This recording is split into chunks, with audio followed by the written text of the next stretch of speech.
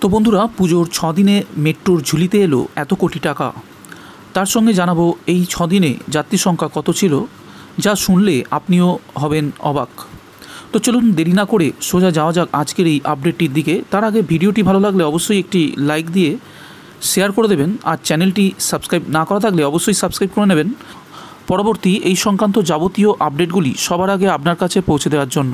পুজোর কদিন বাড়তি মেট্রো পরিষেবা দেওয়া হবে এই কথা আগেই ঘোষণা করেছিল কলকাতা মেট্রো রেল।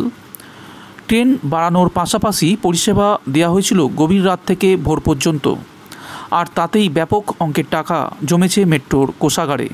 স্বাভাবিকভাবেই বোঝা যাচ্ছে ভিড় হয়েছিল দারুণ।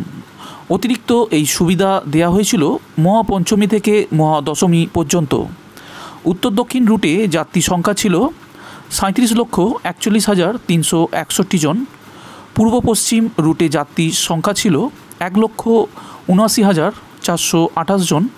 মানে কলকাতা মেট্রোয় এই 6 দিনে যাত্রী সংখ্যা ছিল 39,20,789 জন।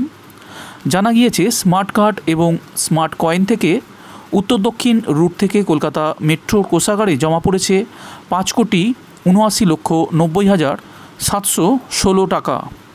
আর পূর্ব পশ্চিম রুট থেকে কলকাতা মেট্রোর ঝুলিতে এসেছে 27,03,340 টাকা।